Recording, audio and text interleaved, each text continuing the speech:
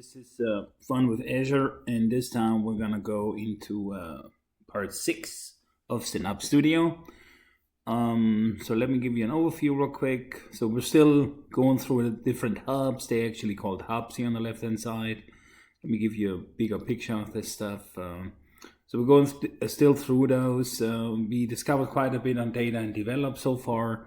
In this video, I want to focus on the integrate hub. Okay, and that is for that.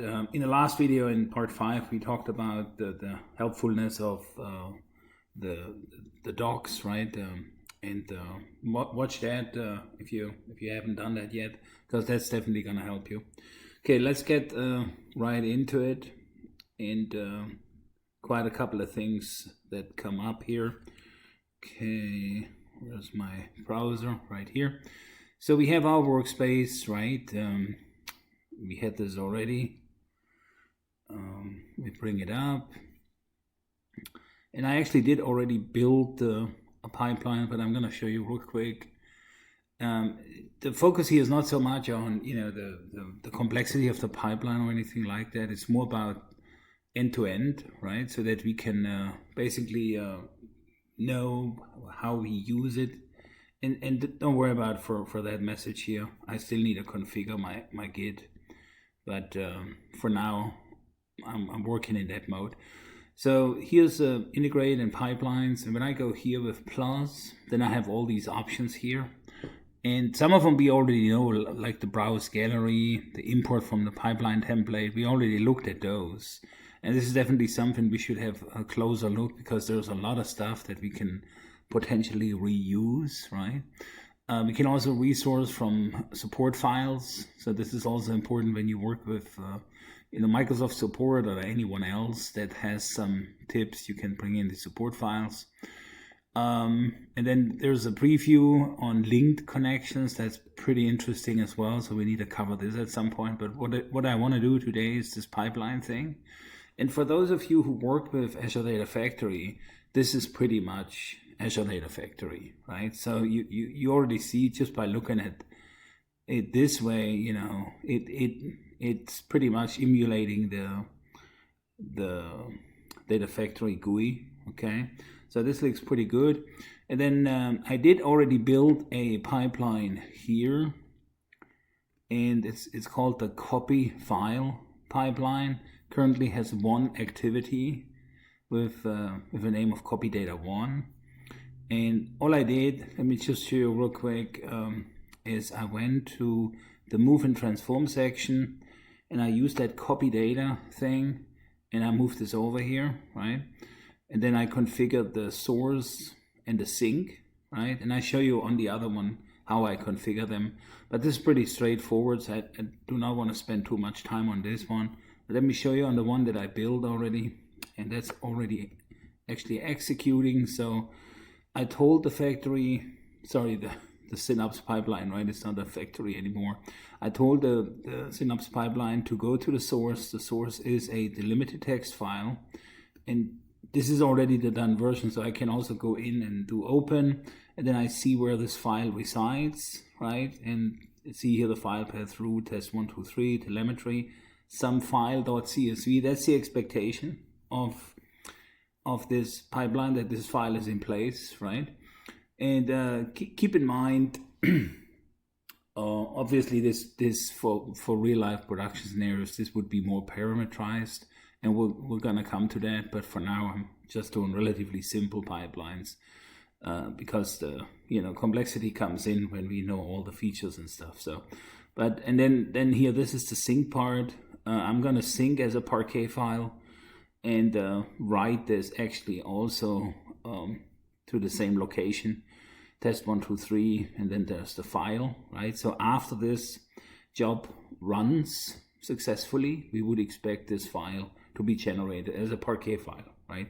Because here you can actually sync data set and can configure so. So this is that. So that's all you need to do over here. So go to click on that thing here directly, source, and then add this all in. I could actually use now what I created to get this going, but I don't want to just generate a duplicate of it. We'll get to that at some point. But for now, let me go back to this one. We have already this generated now. The other thing that I did here, and you see that here, I already have a trigger for it. And let me go over to monitoring, I believe. And actually it is, I'm looking for the trigger section. It's in integration. Well, it's in manage in the integration section, right? So if I go to triggers, and then I see here, this is my trigger 101, right? And then here I see that currently this is a trigger that runs every 3 minutes, right? And obviously, you know, it's unlikely that you have a use case like this. Maybe you have, right? So I don't want to say anything there, but you know, you may not have that. So then increase it. The reason why I have it so you know, short in terms of 3 minutes, every 3 minutes, is I want to demonstrate something, and that's how I chose it. For streaming jobs, you probably would have less duration in between the executions, would execute pretty much all the time. For batch jobs, you may have you know, hourly executions, so in some cases even just twice a day or just overnight. So, but so those are the triggers. They are in, like I said, under manage and triggers, right? And so let's go back to integrate. And this pipeline is actually already scheduled. And I basically, what you need to do to accomplish that is generate a trigger and then associate the trigger with that pipeline, or more specifically with that task or activity, right? Because you could have multiple activities within the same pipeline, and they could be scheduled independently from one another, right? With different triggers. That's another important thing to remember, right, when it comes to that. Okay, so this is that. So now let's look into the run results. And remember earlier we talked about this Synapse pipeline expects an input file called sumfile.csv, and you can see there's none of these files are here. So there's no file with the name sumfile.csv. There is one with sumfile_xx.csv, right? You can see this here. So what I did basically to demonstrate is, just before I started the video, I did change the file name. And since this executes every 3 minutes, I would expect further failures of these executions, and you can see them, right, as they're coming in. So basically this pipeline failed because we didn't give it an input file, right? So when we go into, and you know, we already know that this is the reason. So now we can kind of explore, hey, what does it say, why it failed, and stuff, right? And I like to do this because sometimes, you know, you got to know the error messages to be clear on what's going on and stuff. And here's the error message, right? So I went to that, and it clearly states returned invalid status code, not found, blah, blah, blah, file system, and it gives you even the file name, right? So this is pretty good, pretty helpful. So now all I'm going to do is go back to that one here. And you may wonder, do I have to re-upload this, and can I even change names within here? And you actually can. You just go to the context menu, right click, and then it gives you that one. Then you can remove the access that I added prior. So now that I did that, the name should be updated. I'm heading over here, and keep in mind this is a specific pipeline run, so I need to go basically into the overview again. And now it depends on the timing. It already queued. It may just work perfectly by coincidence that we got the change permitted or saved before the job actually kicked in. Yeah, that would actually pretty cool, because I did not plan for that. but it says in progress.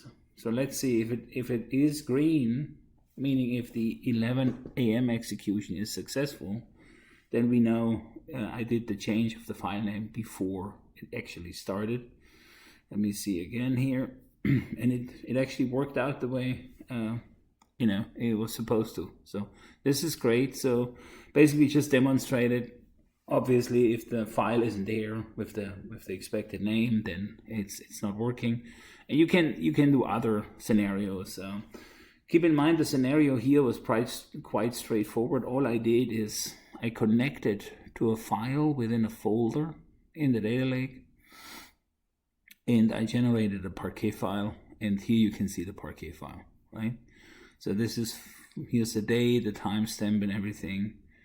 And if I go right click here and let me see if I can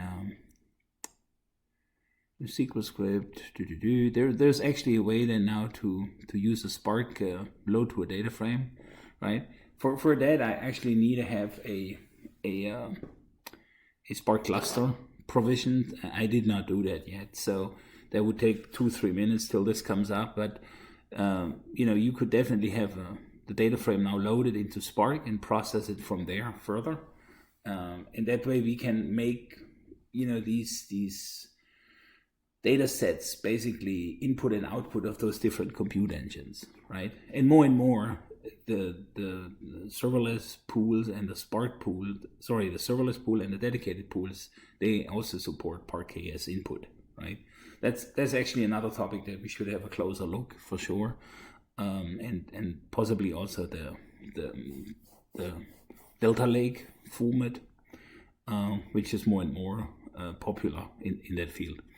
All right, so real quick summary what we did here. We basically generated our first pipeline in the integrate section by hitting that plus symbol here, and then for folks who work with Data Factory, which is worked with or still work with, they should feel right at home here. Pretty much all the capabilities that you expect from a data movement tool are now there. So this is pretty great. And then we'll need to build some more complex pipelines, obviously, but we did schedule the one we built, a real simple copy one that picked the file from one folder, moved it into another, and changed the format from CSV to Parquet. And then we changed a bit the parameters and looked how it behaves and stuff, and by now we probably should see the second successful execution. Are we there yet? Yes, we are. So and obviously if I went in and changed something else again, moved it around, then this would go red again, and yada yada yada. Okay, hope that was helpful. We'll spend some more time on this in the upcoming videos, and hope to see you there. Have a good one. Cheers.